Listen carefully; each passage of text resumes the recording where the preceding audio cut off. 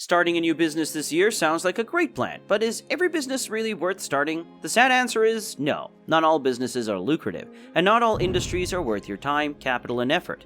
In this video, we'll be revealing the 5 worst businesses you should steer clear of in 2023, whether you're a habitual investor or a future entrepreneur. Sit tight as we uncover the pitfalls, dodge the disasters, and navigate the treacherous waters of the entrepreneurial world.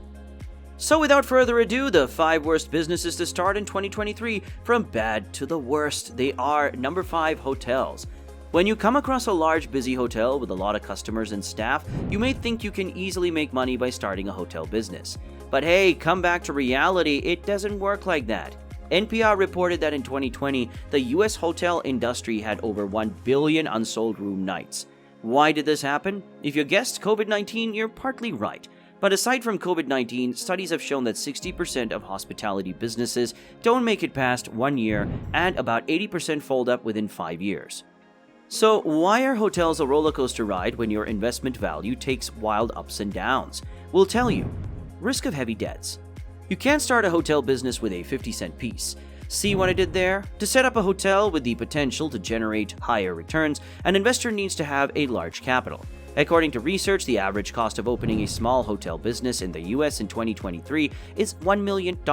Yes, you heard it correctly, a small hotel business. How are you going to raise that sum of money? What if you want to run a large hotel business? Well, like most people, you may have to borrow large amounts of money. But wait, it's not that easy. There's no guarantee that your hotel business will flourish in a short while. You may also experience operating issues and other unforeseen circumstances that may force you to borrow more money. All these factors can cause your hotel to be over-leveraged, that is, when your business owes more than it pays. Do you know what happens when your business is tied down by the shackles of mounting debts? You either lose it or you lose it. Another hitch with starting a hotel business is finding the right location. Suppose you're able to find or raise the necessary capital for a hotel business, where would you open your hotel? Your hotel has to be located in a busy area, like a commercial hub, near an airport, vacation spots, or other places of recreation. Apart from finding a decent space, you'll also need the necessary permits. All these essentials require money, time, and effort. Other problems you will likely incur when starting a hotel business are fierce competition, underqualified staff, maintenance, payments, online validation, and moving with the trends. Are you ready to face these headaches in 2023? You may want to think of another business venture. Number 4, restaurants. Restaurants exist because people love food, but if everyone sold food, who'd buy it? Think about it. Although over 600,000 restaurants are operating in the United States, about 30% of restaurants close down within their first year. So why is a restaurant business a shattered mirror when your investment reflects nothing but broken dreams? Let's see. Restaurants aren't that profitable. Yes, McDonald's, Subway, and Darden restaurants are some of the largest companies in the world by revenue.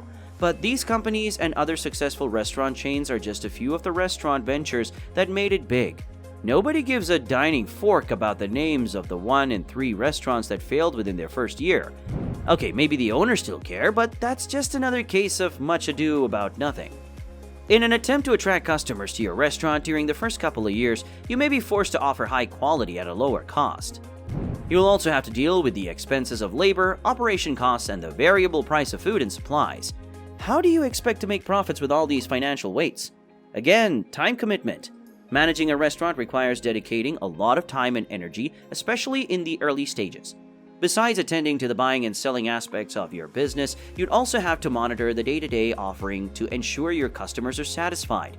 Imagine how much coffee you'll need to take in if you're offering a 24/7 service. Maybe you should also open a coffee shop by the side. Another problem restaurant owners face is personnel management. A restaurant is a fast-paced environment. To keep up with your customer demands, the variable hours and stress, you need to employ and be able to pay competent chefs, servers, and doorkeepers. How do you hire and retain qualified kitchen and service staff without breaking your back?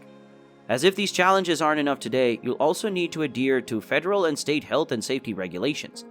Imagine food inspectors visiting your restaurant regularly. Is a restaurant business really worth it? Don't think so. Number 3, retail stores.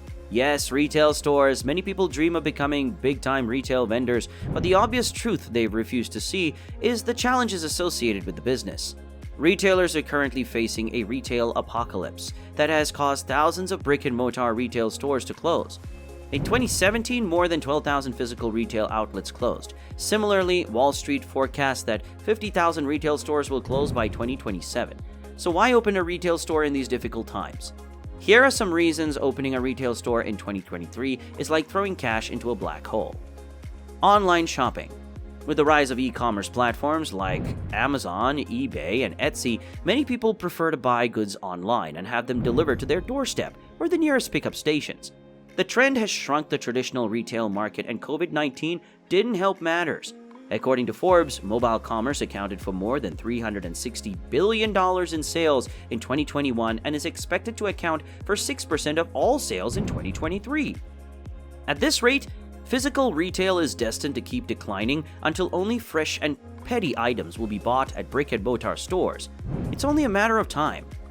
Another drawback is high competition. Retail is one of the businesses with the fiercest competition. As of 2023, there are more than 1 million brick-and-mortar retail stores in the US. In addition, the country boasts about 1.8 million online retailers. In such a competitive environment where vendors are selling similar products, how do you convince customers to patronize your business? Retailers are also bound to experience high marketing costs. To attract more customers to your retail shop, you need to put some money aside to decorate your shop and advertise your goods. When you balance your books at the end of the month, you will realize you didn't make much profit due to the high marketing costs. A retail business also requires a proper location. You have to find a highly populated area with fewer competitors. Searching for and securing such a strategic location is almost as difficult as rocket science. Other challenges associated with retail stores are the demand for good selling skills, fixed profit margins, and time commitment. Number 2, Amazon FBA. Amazon launched its Fulfillment by Amazon program in 2006. Since this service helped Amazon sellers handle the storage, packaging, and shipping of their products, many vendors joined the bandwagon as they saw it as a means of making money. However, is Amazon FBA the path to becoming the next Jeff Bezos? You already know the answer. According to Jungle Scout, 50% of Amazon sellers sell between $1,000 to $25,000 per month. Wait, that's just how much they sell and not their earnings. Jungle Scout also reported that about 65% of Amazon sellers achieve profit margins of about 10%. Suppose you sold around $5,000 in a month and made a profit of 10%. Well, in that case, you earned just $500 in the month. Does this amount sound good enough for you? Don't also forget that you need to get a hang of Amazon FBA to sell up to that amount in a month and make a profit. This process may take between 1 and 2 years. Crazy, right? Aside from these simple calculations, let's see some deeper problems that make Amazon FBA a mirage in the desert. Expensive charges. Whether you like it or not, Amazon requires sellers under the FBA program to pay fees. If you don't have an alternative means of footing the bill, the cost of the program may eat into your profit margins. How much did your friends using FBA say they earn in a month again? $100? $500? Another issue with Amazon FBA is an increased rate of returns. Vendors who use the FBA program are more likely to have their goods returned to them. Why is that so? Because Amazon are the nice guys.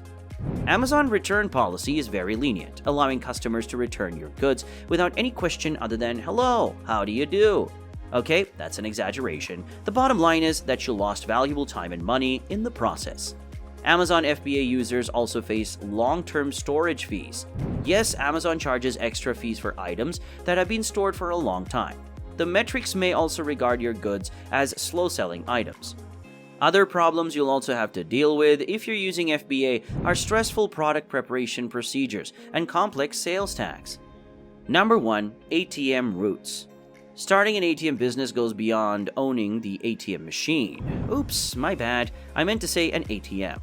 An ATM business involves dealing with high volume of hard currency. Such businesses tend to be risky and difficult to manage. Now, let's see why starting an ATM business is a gamble that may not pay off. High liability and taxes. Running an ATM business exposes you to a lot of liability. This is worse if you own multiple ATM routes. As a result, the cost of insurance premiums are likely to be high. Don't forget that you'll have to chest the bills alone if it's an independent ATM business. Also, you'll need to pay self-employment taxes each year, which could be quite high. ATM businesses have no safety net. While operating an ATM business, you earn profit based on your transactions each month, rather than receiving a consistent paycheck. You'll be forced to take away less income during the slow periods since the business is based on commission. As we stated earlier, owning an ATM route is dangerous. Due to the large amount of cash you carry, you'll be putting your life, properties, and employees at grave risk. Therefore, you'll have to invest in security. Other challenges you may encounter are equipment breakdowns, repetitive work, and time commitment. So you may have to dive into a more convenient business. So there you have it, the 5 worst businesses to start in 2023. Note that these businesses aren't entirely bad, they still have their advantages, just that their negative sides are more pronounced. If you initially had it in mind to engage in any of these businesses, we're sorry for saving you from falling into a hole. You may choose to get into more lucrative businesses such as digital marketing and real estate instead. Don't forget to hit that like button, subscribe to our channel, and ring the notification bell so you never miss any of our eye-opening videos. Ciao!